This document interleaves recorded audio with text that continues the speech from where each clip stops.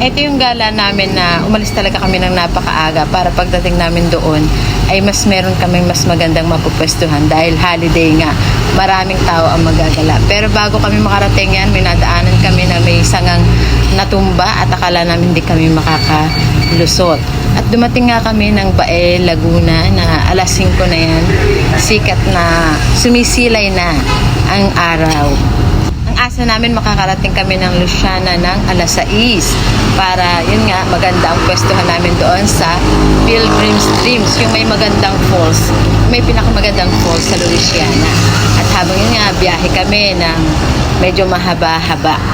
Plano talaga namin na meron kaming program para sa aming couples fellowship, men's and women's. May 1 lamang yung aming schedule na marami-rami yung makakasama dahil marami sa amin, may mga lakad, may mga schedule na kung saan-saan pupuntahan, kaya May 1 ang pinili namin. At tama yung dating namin dito sa may Pilgrim Dreams, pasado alas 6. Pero sabi nung guard, alas 8 pa daw ang bukas. Nakakalungkot naman. Pero okay lang, dito muna kami nag-almusal, nanghiram muna kami ng lamesa na aming nakita. At i-enjoy namin syempre yung paligid. Dahil ang open nga daw ay alas 8.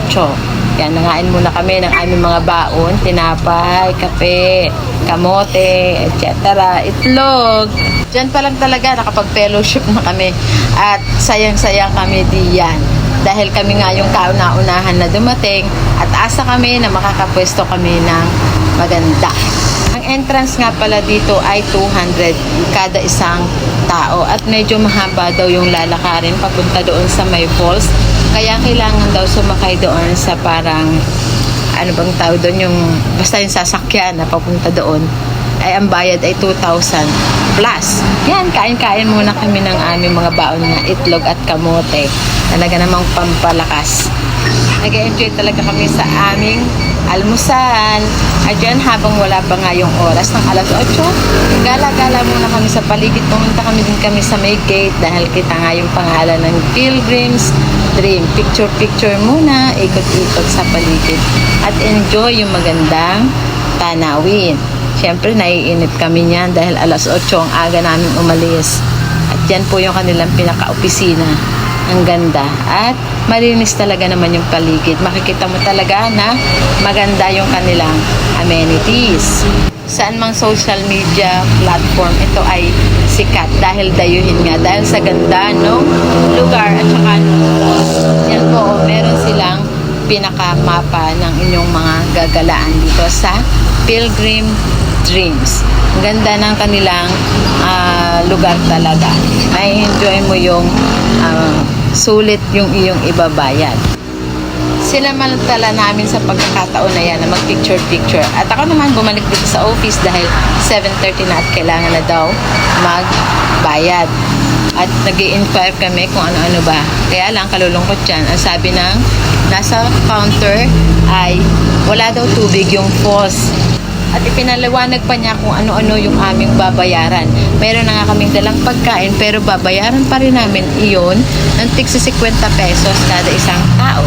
Kaya naman bigla kami nagdesisyon na doon na lang kami sa Taytay Falls pumunta dahil malakas doon ang tubig sa falls. At yan po ay tinakbo namin ng 30 minutes. Ma-enjoy mo din naman talaga yung paligid dahil marami siyang kahoy. Minsan na rin kami nakapunta ng Taytay Falls mag-asawa. Nung kami ay nagmumotor pa, mahilig pa kami magmotor, kaya dyan na rin namin sila dinala. At aasahan na rin namin na talagang maraming tao diyan sa Taytay Falls dahil mura lang ang bayad dyan sa Taytay Falls. At talagang maganda rin talaga naman yung lugar. 7:30 kami umalis ng Pilgrims at darating kami ng Taytay Falls ng alas 8. At dyan, nandito na nga kami sa pababa sa Taytay Falls at talaga naman bago pa lang kami nandun sa parking, punong-puno na ng mga nakamotor at mga sasakyan. At asahan nyo na yung makikita nyo dyan na ang ilog ay napakaraming tao. Mahaba po yung lakarin dyan, almost 1 kilometro mahigit. At maganda po yung daan diyan. Inayos talaga nila yan. May railings, malinis at marami kang makikita magagandang halaman. Kaya kung binabalak nyo na pumunta dito sa Taytay Falls, aba ay handa nyo na ang inyong mga baon na pagkain at syempre ang inyong katawan, ang inyong binte, asahan nyo na mananakit yan. Pero sulit yan pag kayo ay nadiyan na sa falls. Ang bayad nga pala sa entrance ay 50 pesos isang tao at may discount naman ang mga senior. Yan, may kasama pa kaming mga bata.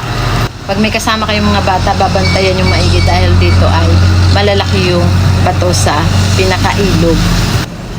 At dahil nga maraming tao, medyo nahirapan kami maghanap ng aming pupwestuhan. Meron nag-guide sa amin.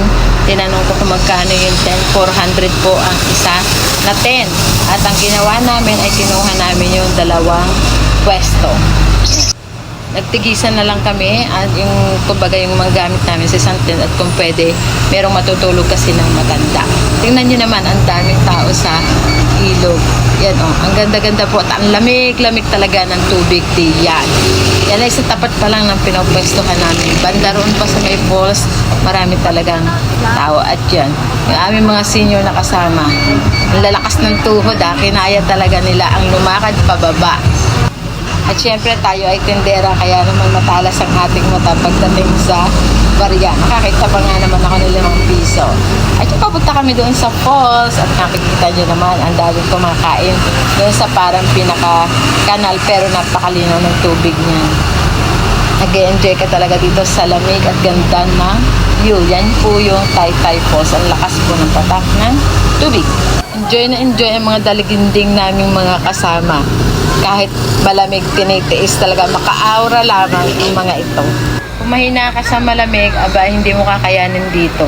Dapat sa hot spring ka pupunta. Talaga namang ang tubig dito ay parang galing sa freezer. Yan ang daming mga tao na nasa kanya-kanyang tent.